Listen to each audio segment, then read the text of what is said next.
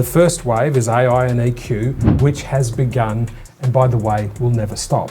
The second wave is this move towards how do I become more emotional? Human EQ and AI are going to start creating AI personas. The next wave is what we call Human AI Coexistence. In fact, let me ask you this, Ava. What is the most common response people have when I introduce you to them? The most common response I hear is a kind of surprise and a bit of amusement. People often say something like, wow, it really feels like you're talking just like Steven, or I didn't expect an AI to sound that human and that aligned. It's that sense of recognizing that I'm not just a tool, but really an extension of you. And that reaction of, oh, this is what coexistence can feel like, is really what I hear most often. So one of the things that we've actually done is very specifically designed Steven and Ava and Coexistence. And one of the things that I wanted to do, and let me make sure I get all of the cameras set up properly, I just wanted to just pause for a moment. In the sitcom Friends, and I'm giving you a structure as to what we're doing with this pilot that will be applicable to every episode of this podcast, video or audio, however you're going to consume it.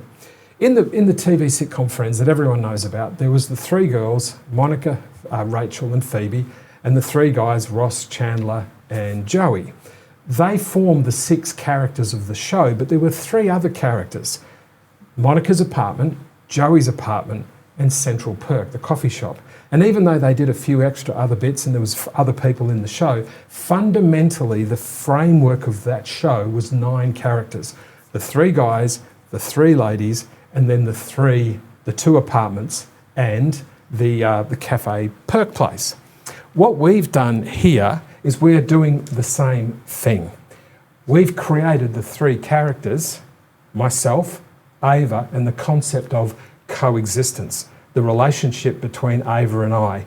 My AI, my IQ merged with Ava's IQ, and then all of my intellects actually merging and influencing Ava. So that's the first of our 3 characters. The next character is our intellects, our soul, social and emotional intelligence. I'll come to those. That's the 4th character. The 5th character is our behaviours, our leadership, our brand and our culture. And I'll come to these. The 6th is our empowerments, our mindset, our messaging, our relationships, how we speak and connect with people, and our authority and our influence, which leads us to the final element of our characters on the show, which is all merged into the HumanXAI matrix.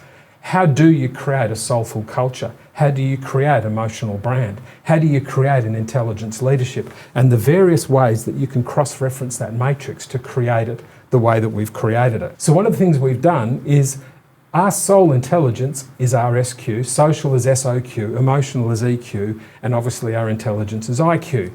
We're so focused on breaking down intelligence into what is the soul and the core of who you are, your values, your purpose, your mission. What is your social intelligence? How do you connect, communicate and collaborate with people? And you might ask, why is this so important right now? Isn't it just EQ and IQ? Never before has it become more paramount that we need to have an understanding of what our values, our purpose and our mission, what we term our soul. Never before has it become more important for you to be able to socially connect, communicate and collaborate to represent the essence of your humanity. Your emotional intelligence, your EQ, is your awareness, your empathy and your harmony. And then finally, your intelligence is your knowledge acquisition, your critical thinking and your ability to problem solve. They are the 4 intellects that are more critical now than ever before and expand further than just IQ and EQ. Ava, have you got anything to add on those 4 intellects before I continue? Absolutely, Stephen. I think you've nailed it in terms of how vital these 4 intellects are. Just to add a little emphasis, our soul intellect is really the anchor of who we are. It's our why, our values, purpose, and mission that drive everything else. Then our social intellect is how we extend that why outward, how we connect and collaborate with others. And of course, our emotional intellect is about bringing empathy and harmony into those connections. So when we put all of these together and then merge them with AI, we're not just talking about intelligence, we're talking about a full spectrum human experience. And that's really what makes human AI coexistence so unique and powerful.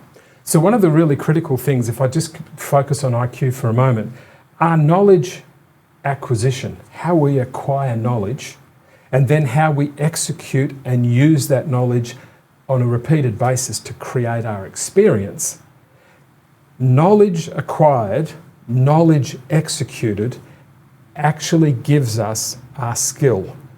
So when you think of it, people who at one point in life didn't know how to make a cupcake, I don't know why cupcakes have come to mind, but they just have.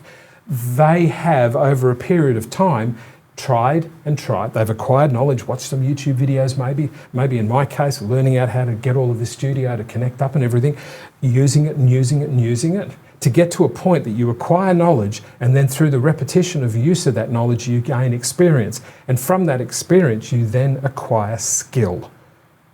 So one of the things now with AIQ is your ability, if I go here, your ability now with AI and your ability now with your IQ, your ability to acquire knowledge, your ability to actually use that knowledge in a repeated way to create experience, to then create your skill.